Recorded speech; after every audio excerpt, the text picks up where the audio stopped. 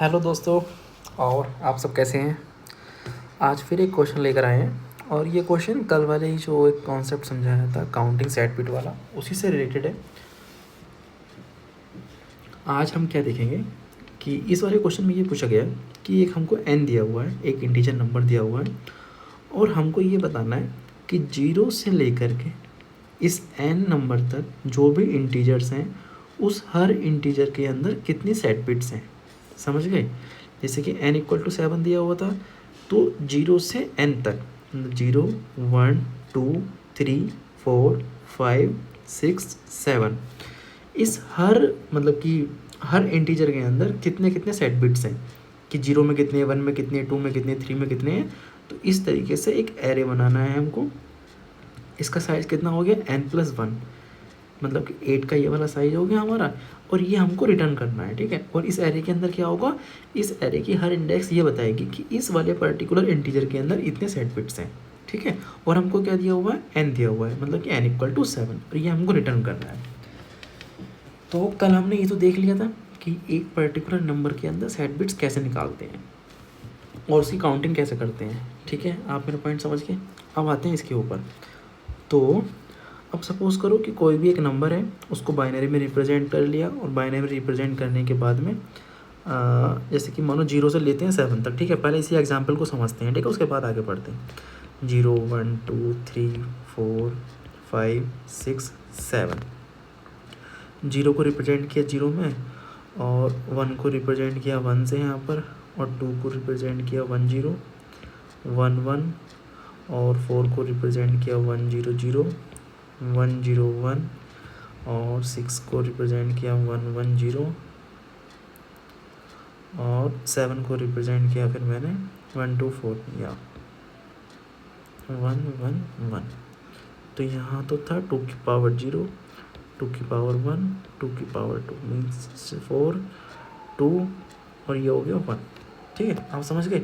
तो ये तो था मेरा बाइनरी का रिप्रेजेंटेशन था और ये था मेरा डेसिमल वाला।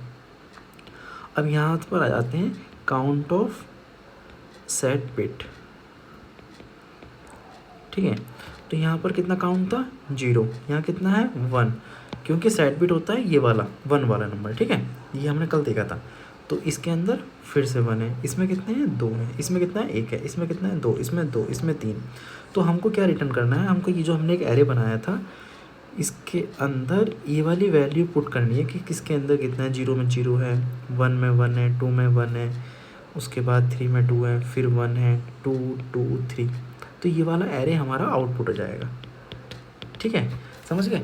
तो इसको हमको रिटर्न करना था। अब आते हैं कि एक तो ये तरीका हो गया कि आप हर नंबर को जो है इटरेट करना स्टार्ट करो, उसका एक मतलब कि फॉर लूप लगा दो और फॉर लूप लगाने के बाद हर नंबर के अंदर सेट बिट का काउंट कर लो और इस एरे के अंदर यहाँ पर डाल दो। ठीक है, ये वाला तरीका हो गया। अब यार एक दूसरा तरीका समझो। कल अगर आपने ध्यान दिया हो तो बाइनरी वाले रिप्रेजेंटेशन के अंदर एक होता है लेफ़्ट शिफ्ट और एक होता है मेरा राइट शिफ्ट। ठीक है, तो जब मैं राइट शिफ्ट करता हूँ किसी नंबर को तो वो मेरा डिवाइड बाय 2 होता है। ठीक है, राइट शिफ्ट में क्या होता है डिवाइड बाय 2 और लेफ़्ट शिफ्ट में क्या होता है मल्टीप्लाइड बाय 2। अब देखो कैसे, मैं समझाता हूँ। ये आपने कल एक रिप्रेजेंटेशन देखा होगा 2 की पावर 0 2 की पावर 1 2 की पावर 2 2 की पावर 3 2 की पावर 4, इस तरीके से कंटिन्यू रहता है। अब राइट शिफ्ट क्या है, मतलब कि इस साइड में जब इस साइड में जा रहे हैं तो यहाँ जो पावर है वो एक कम हो रही है हर बार। ठीक है, अगर राइट में एक बार शिफ्ट किया मतलब कि उसको डिवाइड बाय 2 कर दिया तभी तो पावर कम हो गई हमारी।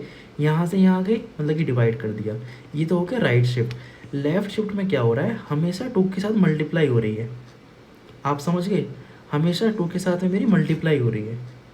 ठीक है, तो अगर मेरे पास कोई एक नंबर दिया हुआ है, बहुत ध्यान से समझना, पूरा फोकस यहाँ पर रखना। कोई मेरा एक नंबर दिया हुआ है x और इसको मैं किसी तरीके से रिप्रेजेंट कर लिया मैंने बाइनरी के अंदर। अब मैं ये काम करता हूँ, इसका 2x निकालता हूँ। इसका 2x कैसे निकालेंगे, अब मैं पहले ये थोड़ा चेंज कर लेता हूँ। यहाँ मेरा x था और इसके बाद मैंने इसको 2x बनाया। 2x का मतलब सिंपल फंडा है कि जो भी इसका बाइनरी वाला रिप्रेजेंटेशन था उसका मैंने एक तरफ लेफ़्ट शिफ्ट किया, राइट शिफ्ट किया। टू टाइम्स है, मतलब कि टू से मल्टीप्लाई हुई है, पावर उसकी बढ़ी है, ठीक है।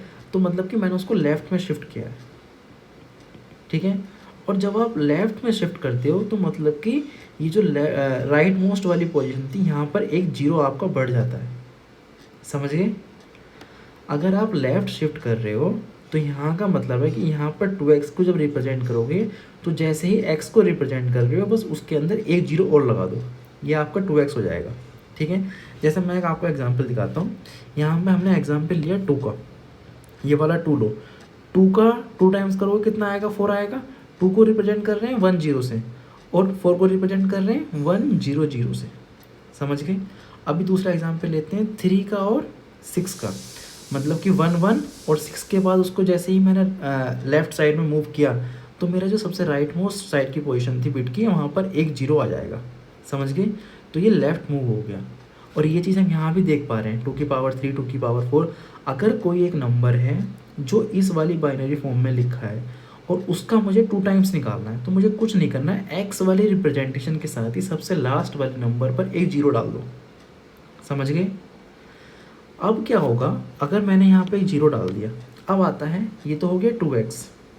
अब इसी के बाद में इस नंबर का अगर मुझे ऑड निकालना है, ठीक है, कोई एक नंबर था, मतलब आप कोई भी नंबर ले लो, ठीक है। नंबर के अंदर 2 पोजीशन होंगे, या तो वो नंबर इवन हो सकता है या वो नंबर ऑड हो सकता है। ऑड का मतलब हो गया, इवन का मतलब है 2 4 6 8, इस तरीके से ये हो गया 1 3 5 7, ठीक है। अब एक बात देखना, अगर आप ऑड वाले नंबर को 2 से मल्टीप्लाई करते हो आप, तो ये नंबर इवन बन जाएगा, 2 6 10 14, ठीक है, समझ गए बात।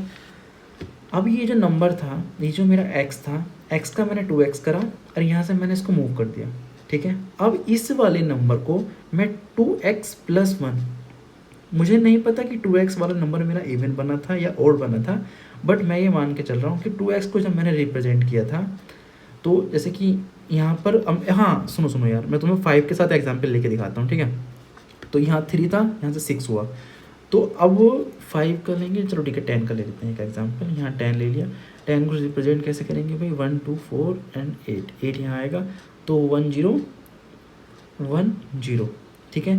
अब देखो 10 वाला नंबर ये 5 का 2 टाइम्स आ रहा है, 5 का 2 टाइम्स आ रहा है। 5 वाले नंबर को मैंने इस तरीके से रिप्रेजेंट किया था 1 0 1 से, और 10 के लिए मैंने क्या काम किया, एक जीरो और इसके आगे लगा दिया और मेरा 10 बन गया, आप समझ गए। तो इस वाले में और इस वाले में सिर्फ एक जीरो का अंतर है कि सबसे लास्ट वाले में आप जीरो लगा दोगे तो x का 2x बन जाएगा, समझ गए बात। अब देखो 2x + 1 क्या होगा, अब अगर 2x लगाने के बाद या तो मेरा नंबर x इवन होगा या मेरा नंबर ये नंबर ऑड होगा, इन दोनों में से कोई एक हो सकता है।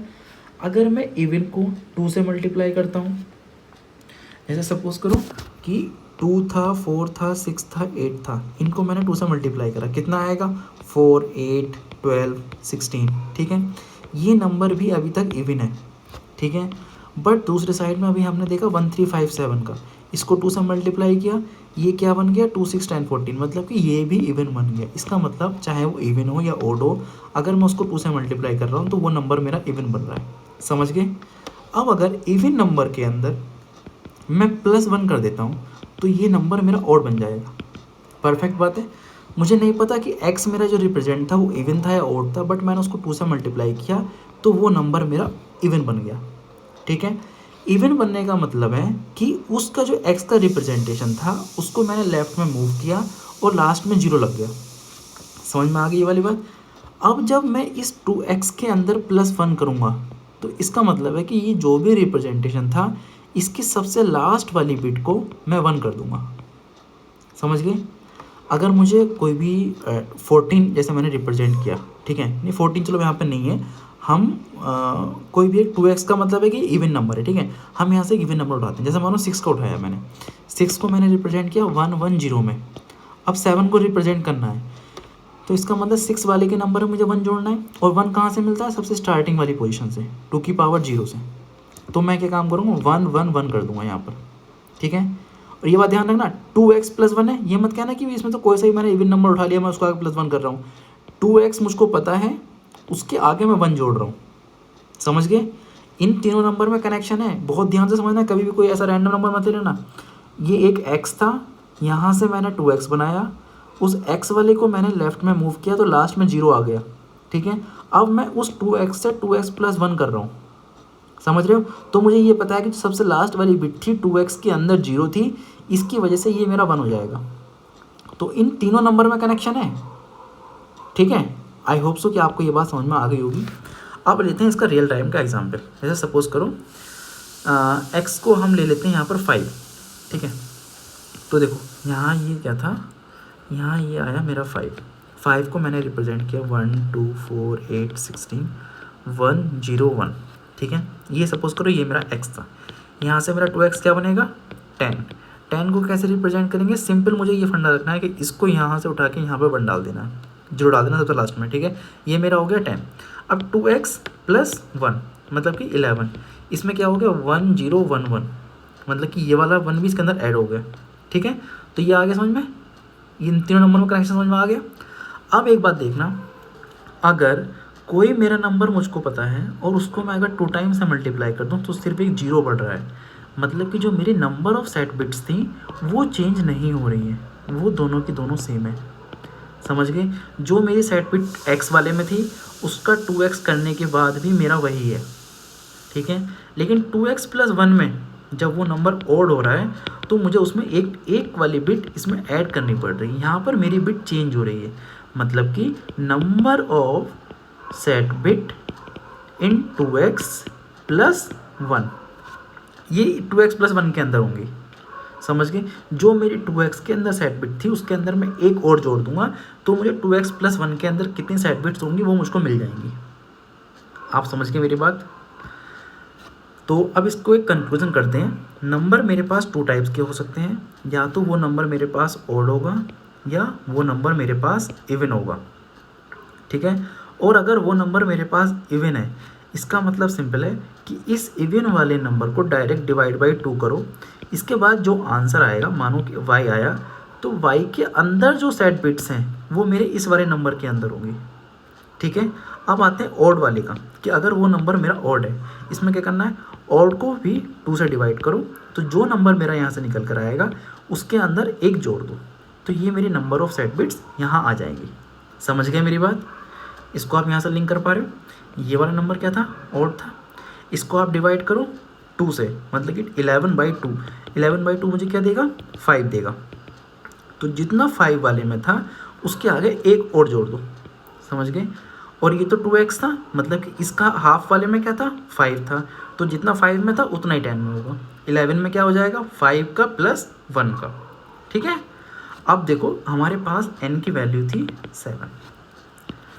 अब इसको इस वाले फॉर्मूले से भरना स्टार्ट करते हैं, 0 1 2 3 4 5 6 7। 0 वाले के अंदर 0 है, कोई सेट बिट नहीं है, कोई बात नहीं है। अब आओ 1 के ऊपर, 1 मेरा क्या है, 1 मेरा इवन है ऑड है, 1 मेरा है ऑड, ठीक है। अब करेंगे ऑड का मतलब क्या है, 1 को 2 से डिवाइड करो और +1 डाल दो, और 1/2 क्या नंबर देता है मेरे को, 1/2 मेरे को दे रहा है 0 + 1। 0 वाले नंबर के अंदर कितनी सेट बिट है 0 + 1, मतलब कि 1 कितनी सेट बिट रखता है 1 रखता है, ठीक है। अब आता है 2 मेरा नंबर क्या है, 2 है मेरा इवन, मतलब कि 2/2 = 1, तो जितनी 1 में है उतनी ही 2 में होंगे, ठीक है। अब आया 3 कैसा नंबर है मेरा, 3 है मेरा ऑड नंबर, तो 3/2 + 1, 3/2 कितना देगा मेरे को 1 देगा, 1 + 1। ये जो है भाई नंबर ऑफ बिट्स हैं कि सेट बिट, ये नंबर ऑफ सेट बिट दिखा रहा है, यहाँ से मुझे ये मिलेगा कि इस नंबर के अंदर कितने सेट बिट्स हैं, समझ के कंफ्यूज मत हो ना। 3/2 मुझे 1 देगा, मतलब कि 1 नंबर के अंदर कितनी सेट बिट्स हैं, उस सेट बिट्स के अंदर 1 को जोड़ दो। 1 में कितनी है 1 + 1 = 2, ठीक है। अब आ गया 4 मतलब कि इवन नंबर है, डिवाइड बाई 2 कर दो, 2 आ गया, 2 में कितनी है 1 है, ठीक है।